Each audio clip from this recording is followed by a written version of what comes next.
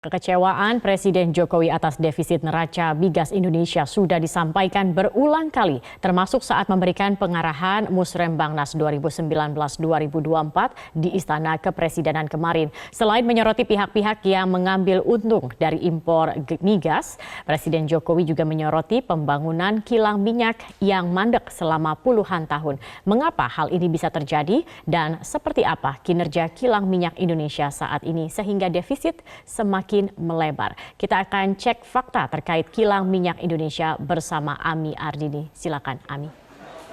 Ya, terima kasih Zakia. Pemirsa, memang tidak mengherankan sebenarnya kekesalan Presiden Jokowi terhadap kinerja sektor migas Indonesia. Karena seperti diketahui bahwa salah satu fokus pemerintahan Jokowi ini adalah kemandirian energi di sektor migas. Ini artinya Indonesia harusnya mampu untuk memenuhi konsumsi energi yang bersumber dari migas di dalam negeri, dari produksi di dalam negeri. Namun realitanya ternyata bertahun-tahun Indonesia belum berhasil mewujudkan kemandirian itu. Nah, Indonesia sebenarnya sudah mengalami defisit. Kalau kita lihat ini neraca minyak sejak tahun 2003 dan kian melebar setiap tahunnya. Ini bisa terlihat dari data yang ada di sini. Kalau kita lihat di tahun 2003, ini sebenarnya antara produksi dan juga konsumsi migas atau minyak di Indonesia dari data BP Global Company sebenarnya tidak terlalu jauh berbeda, yaitu produksinya berada di kisaran 1,21 juta barel per hari, sementara konsumsi masih berada di kisaran 1,18 juta barel per hari. Sementara ini produksi terus mengalami penurunan. Kalau kita lihat di tahun 2011 di sini produksi hanya ada di angka 952 ribu barel per hari. Sementara di lain pihak konsumsinya naik menjadi 1,6 juta barel per hari. Nah, ini terus mengalami peningkatan di konsumsinya, sementara di produksinya terus mengalami penurunan. Sampai kemudian produksi terendah ada di tahun 2014, di mana saat itu produksi minyak Indonesia hanya ada di angka 808 ribu barel per hari. Sementaranya di lain pihak di tahun 2014 juga konsumsinya ini merupakan yang tertinggi, ada di angka 1,785 juta barel per hari.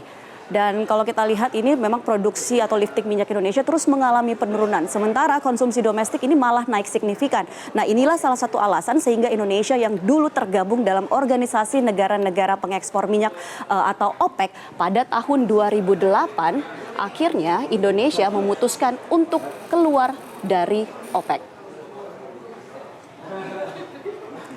Ya. Kemudian kalau kita lihat ibarat lari maraton, memang di saat negara yang terkenal akan kekayaan alamnya ini belum mampu meningkatkan produksi minyak, angka konsumsinya justru seperti lari sprint meninggalkan angka produksi. Nah, sebagai negara yang berkembang, yang terus berupaya untuk membangun dan meningkatkan perekonomian, tidak heran jika ini ternyata turut berpengaruh terhadap konsumsi energi Indonesia. Dan kalau kita lihat inilah dia konsumsi yang terus mengalami kenaikan dari tahun ke tahun. Berikutnya kita lihat lagi, semakin besar defisit lifting minyak, ini artinya semakin besar pula defisit neraca perdagangan dari sektor minyak. Nah, jika pada medio 1970 sampai dengan 1990, sektor minyak ini pernah menyumbang 62,88% penerimaan negara. Kini sektor ini hanya menyumbang sekitar kurang lebih 4% dari PDB Indonesia. Nah, kalau kita lihat di sini neraca perdagangan migas Indonesia sepanjang tahun 2013 sampai dengan 2018 ini memang terus mengalami defisit. Kita lihat di tahun 2013 ini defisitnya ada di angka 12,63 miliar dolar. Sementara kalau kita lihat di tahun 2014 ini defisitnya semakin naik lagi karena memang di sini jumlahnya sangat signifikan, di mana saat itu ekspor hanya 30,02 miliar dolar, sementara untuk impornya ada di angka 43,46 miliar dolar. Nah, sementara kalau kita lihat lagi di tahun 2016, defisit ini pernah mengecil menjadi 5,63 miliar dolar. Saat itu Indonesia mengekspor 13,11 miliar US dollar. Sementara untuk impor saat itu berhasil ditekan ada di kisaran angka 18,74 miliar dolar.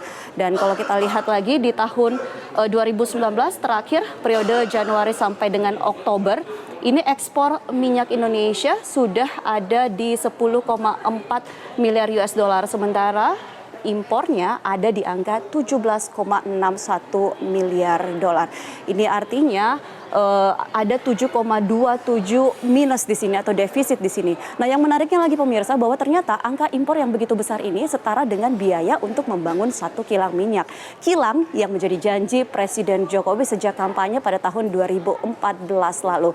Kita lihat bahwa rata-rata sebenarnya untuk mendirikan 1 kilang itu senilai 200 miliar dolar.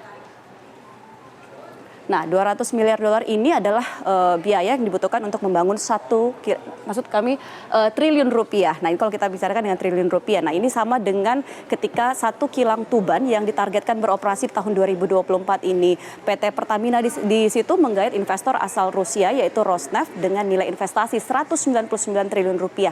Ini artinya jika di periode Januari sampai dengan Oktober 2019 ada impor senilai 17,61 miliar dolar lebih, jumlah ini setara dengan membangun 1 kilang baru. Nah, selain itu tentunya ada sejumlah keuntungan lain juga yang didapatkan jika Indonesia membangun kilang baru ataupun juga merevitalisasi kilang yang ada saat ini. Yang pertama tentunya untuk meningkatkan ketahanan energi nasional. Lalu Indonesia bisa lepas dari ketergantungan impor di mana angkanya sangat tinggi sehingga mengakibatkan defisit neraca perdagangan Indonesia.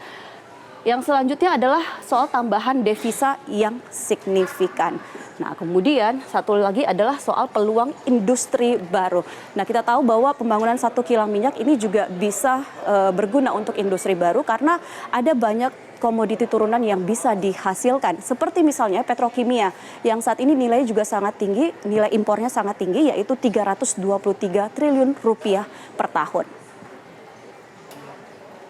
Ya, selanjutnya kita lihat memang semudah itu hitung-hitungan di atas kertas, namun faktanya dalam 34 tahun terakhir ini tidak ada satupun kilang minyak yang dibangun dan sampai dengan saat ini Indonesia ternyata hanya memiliki 16 kilang minyak. Dan dari 16 kilang minyak ini 90% kapasitas pengolahan ini ternyata dihasilkan oleh kilang yang berada di Balikpapan, Pelaju, Dumai, Cilacap, Balongan dan juga Kasim.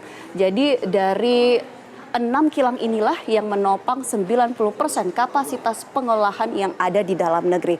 Selain itu kalau kita lihat kapasitas total yang dihasilkan dari 16 kilang yang ada di Indonesia ini ada di angka 1.157,1 juta barel per hari.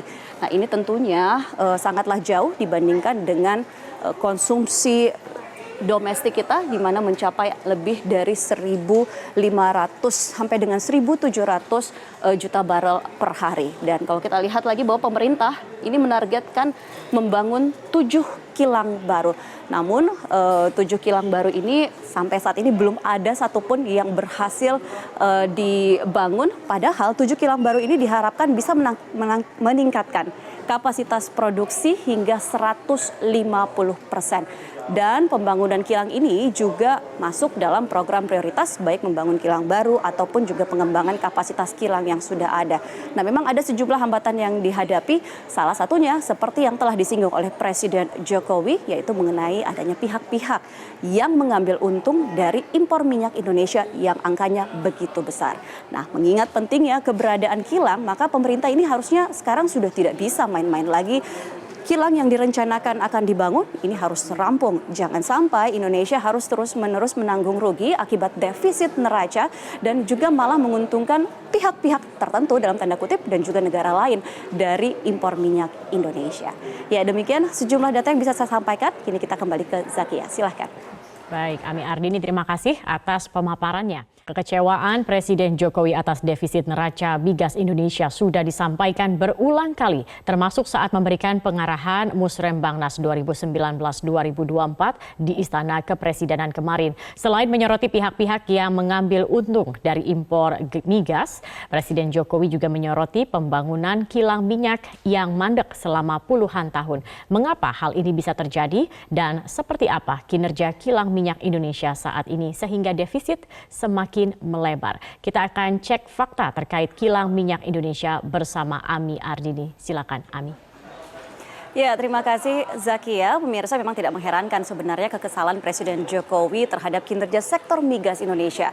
Karena seperti diketahui bahwa salah satu fokus pemerintahan Jokowi ini adalah kemandirian energi di sektor migas. Ini artinya Indonesia harusnya mampu untuk memenuhi konsumsi energi yang bersumber dari migas di dalam negeri, dari produksi di dalam negeri. Namun realitanya ternyata bertahun-tahun Indonesia belum berhasil mewujudkan kemandirian itu. Nah, Indonesia sebenarnya sudah mengalami defisit, kalau kita lihat ini neraca minyak sejak tahun 2003 dan